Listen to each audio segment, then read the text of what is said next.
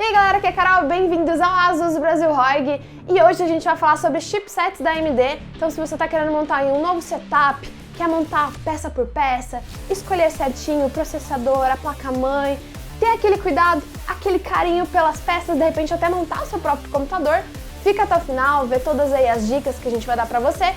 E claro, se você é novo por aqui, se inscreve no canal, ativa as notificações, deixa o seu like e bora pro vídeo.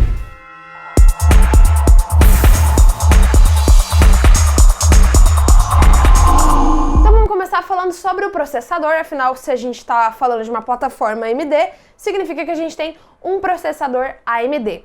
A gente vai falar dos últimos chipsets lançados, o A320, o B450, o X470 e depois a gente vai falar também do chipset, né, o último chipset que lançou para o Threadripper, que é o X399. Então vamos começar aí falando dos chipsets para os Ryzen, o CPU Ryzen de primeira e segunda geração, APU Ryzen com Vega integrado e também APU Athlon com Vega integrado.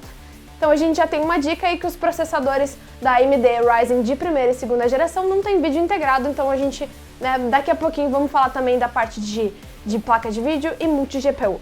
Começando então com a parte de overclock, claro, né, que não são todas as pessoas que fazem overclock, mas acaba sendo interessante a gente comentar que o overclock é bloqueado ou desbloqueado pelo chipset, ou seja, A320, que é o chipset mais simples, a gente não tem a opção de fazer overclock em nenhum componente. Então não dá para fazer overclock de memória, não dá para fazer overclock de vídeo, não dá para fazer overclock de CPU.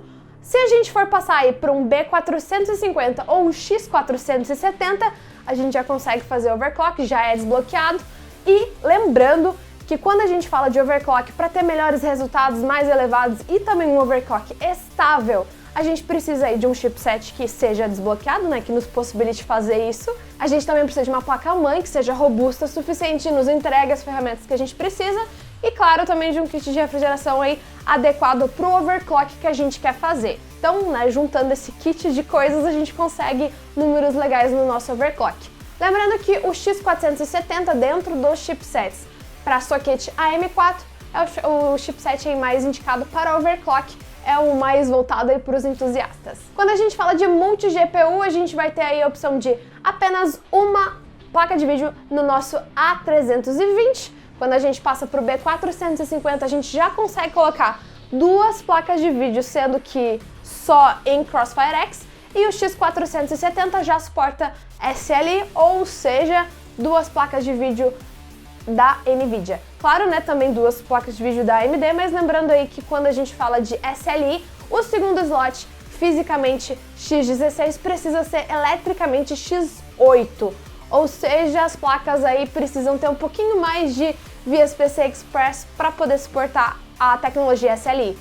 Mas a gente recomenda, por questões de arquitetura, se você for fazer a utilização de duas placas de vídeo, optar aí pelo X470, que ele tem uma arquitetura mais interessante e você vai poder fazer a utilização melhor da segunda placa de vídeo, beleza?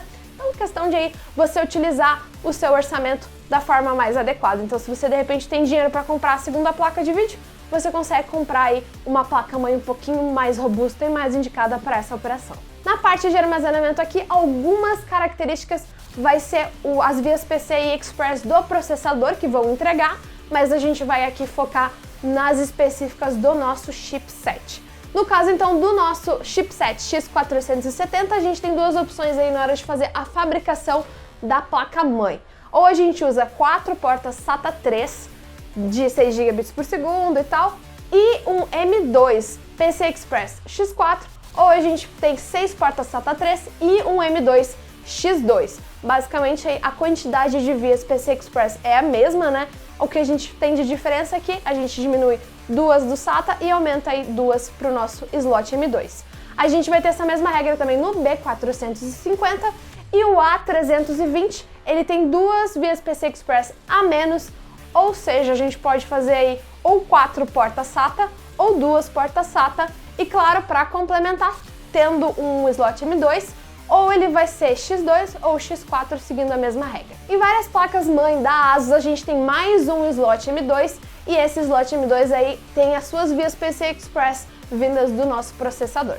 Muitas pessoas conhecem o Intel Optane, aqui a gente não vai ter suporte, né, claro, porque a gente está falando de uma plataforma AMD, mas no caso do B450 e do X470, a gente tem suporte ao AMD Store ME, que basicamente ele tem a mesma funcionalidade de otimizar os discos rígidos, mas no caso agora para as plataformas AMD. Uma coisa muito importante também, que às vezes a gente não dá tanto valor, mas são as portas USB. A gente vai ter suporte supostamente em todos os chipsets.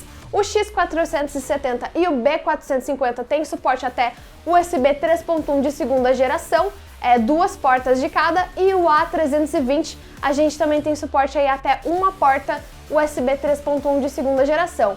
Mas uma coisa muito engraçada é que na fabricação dessas placas-mãe, normalmente eles não colocam a USB 3.1 de segunda geração no chipset A320. Então é bom você verificar aqui. A gente está falando aqui das características das ferramentas que o chipset entrega, mas não necessariamente elas vão estar aí na placa-mãe. Então você precisa basicamente utilizar essas informações para saber para qual caminho andar. Por exemplo, eu quero fazer uma utilização aí de duas placas de vídeo. Então é mais indicado eu buscar placas-mãe com o chipset X470.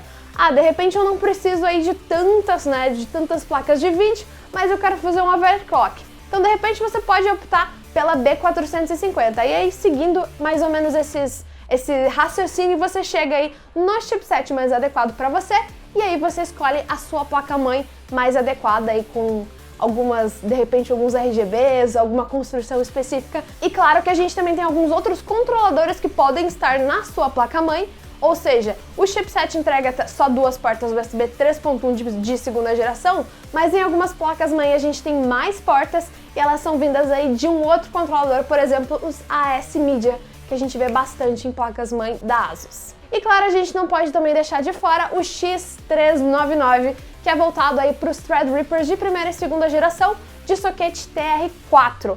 Então vamos lá, o que a gente muda aqui? O que vai mudar? A gente tem suporte até 128 GB de memória. Nos outros chipsets a gente tinha apenas 2 canais, a gente vai ter 4 canais de memória agora, cada canal suportando até 2 módulos. Outra coisa que é interessante é que a gente tem muitas vias PCI Express, ou seja, a gente pode colocar até 4 placas de vídeo sendo em SLI ou em Crossfire X, ou seja, tanto AMD como NVIDIA.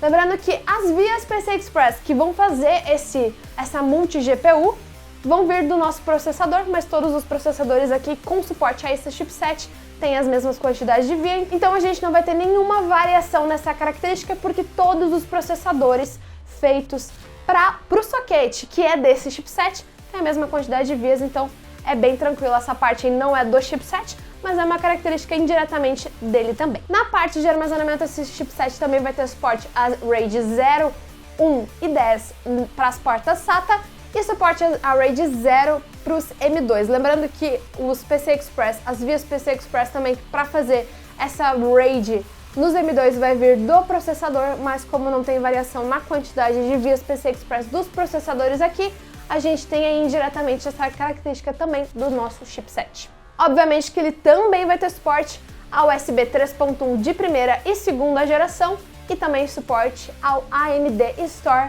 ME, que é o otimizador aí que a gente comentou mais anteriormente no vídeo. Se você ficou com alguma dúvida, pode colocar aqui embaixo nos comentários que a gente ajuda vocês. E claro, se você é novo por aqui, se inscreve no canal, ativa as notificações, deixa o seu like e até a próxima!